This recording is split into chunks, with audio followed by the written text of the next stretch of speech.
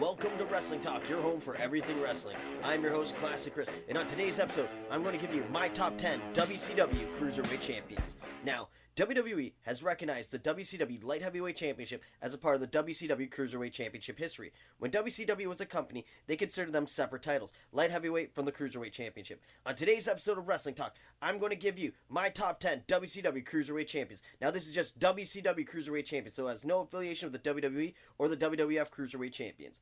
When WCW was still around from 1991 to 2001, the Cruiserweight title was a huge role in WCW. I liked it when wrestling had weight classes. It felt like a real sport, like boxing and MMA. To compete in the Cruiserweight division, you had to be a maximum of 225 pounds. So without further ado, here are the Wrestling Talk Top 10 WCW Cruiserweight Champions.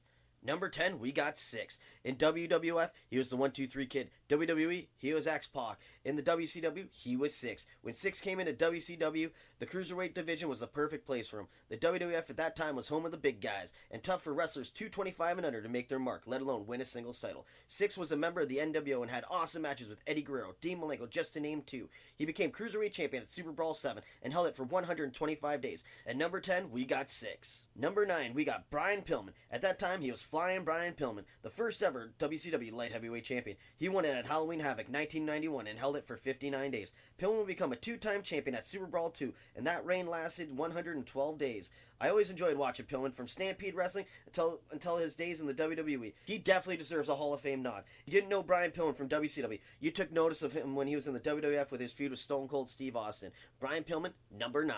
Number 8, we got Jushin Thunder Liger. Liger is a Japanese legend, also the second ever WCW Light Heavyweight Champion. He held the belt for 66 days. Liger won the belt at a house show in Atlanta, Georgia. If you've never seen a match featuring Jushin Thunder Liger, I suggest you do so. That man is so innovative, and he can put on a clinic in the ring. A true legend. Jushin Thunder Liger is number 8. Number 7, Billy Kidman. Billy Kidman is a multi-time Cruiserweight champion. He won his first title back in 1998 on an episode of Monday Nitro. Kidman was always fun to watch. I still remember the first time he went for the shooting star press against Lord Steven Regal and landed on the top rope. It's a dangerous move, but as a kid at the time, it was a jaw-dropping move to see. Billy Kidman, number 7. Number 6, Hugo Guerrera. Hugo won his first Cruiserweight Championship on an episode of Thunder. He is a 5-time Cruiserweight champion and held the championship a total of 114 days. Hugo had an innovative offense and had countless great matches with Rey Mysterio Jr., Psychosis, and Eddie Guerrero. I always loved seeing his 450 splash. Hugo Guerrero, number 6.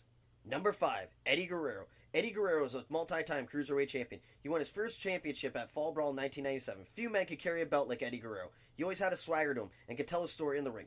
Eddie was in countless wars over the Cruiserweight Championship. The most memorable would have to be with Rey Mysterio Jr. Those two could put on a match any day of the week, and their feuds were believable. Each man brought out the best in each other. Eddie Guerrero, number 5. Number 4, Rey Mysterio Jr. Rey Mysterio Jr. was always fun to watch, from his different ring attires to how he moved in the ring. Mysterio was a force to be reckoned with in the WCW Cruiserweight division. He won his first Cruiserweight Championship on Monday Nitro in 1996 and held the title for 111 days. Mysterio had some great wars for that title, and again, Eddie Guerrero stands out as his best rival. Rey won his second Cruiserweight Championship off of Eddie Guerrero at Halloween Havoc 1997 in a mask versus title match. And like I said before, Eddie Guerrero and Rey Mysterio brought out the best of each other. Rey Mysterio, number 4.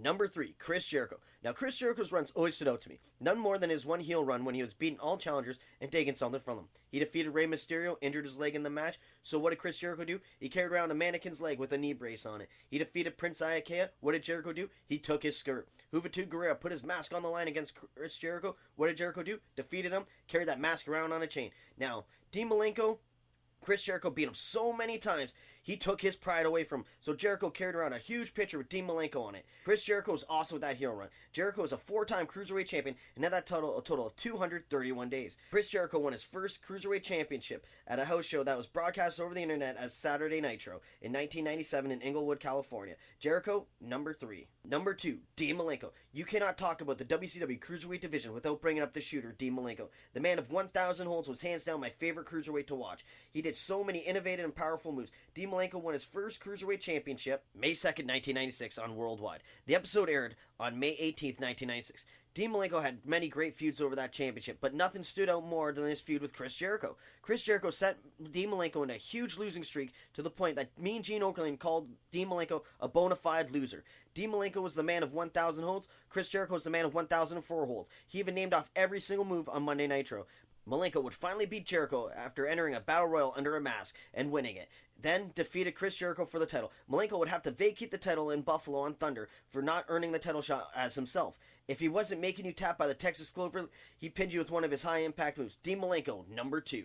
Now, before I go into my number 1 pick, I'll give you some honorable mentions. Like him or hate him, Hugo Guerrero was a multi-time Cruiserweight champion and put on some of his best work in WCW in the Cruiserweight division. Shane Helms was the final WCW Cruiserweight champion under WCW before it was bought out by Vince McMahon. He was on his first title run and held the title for a total of 107 days. He won the title at Greed 2001. Lance Storm, another honorable mention, was so close to being on this list. At one point, he was the WCW Cruiserweight champion, United States champion, and Hardcore champion. Holding 3 championships is impressive. Storm never lost the Cruiserweight championship. He awarded it to Team Canada teammate Alex Skipper on an episode of Monday Nitro in Kelowna, BC. Now the moment you all been waiting for.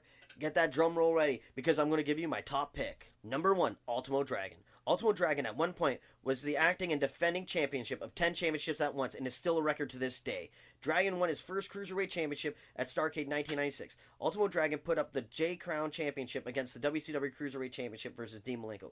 Few men have the ability that Ultimo Dragon has. The Dragon Sleeper is still one of my favorite moves to this day. Ultimo Dragon is a 2-time Cruiserweight champion. Watching him carrying 10 championships was a sight to see. Every time I seen him in the ring, I was very entertained. Ultimo Dragon will always be one of my favorite wrestlers of all time. Ultimo Dragon's Wrestling Talk's number 1 Cruiserweight champion. Now let me know what you guys think. Do you agree with my list or do you disagree? Was there a wrestler that I forgot to mention? Leave a comment with your thoughts, like the video, subscribe, and remember to keep watching Wrestling Talk with Classic Chris. Today's episode is sponsored by Crossfire Wrestling's Meltdown, March 20th at the Meriden Community Center. The Diener Dynasty begins. 2 huge main events. See the Man Beast Rhino taking on the Monster Congo Kong. Cody Diener defends his Crossfire Heavyweight Championship against Pepper Parks. Tickets still available. March 20th, Crossfire Wrestling.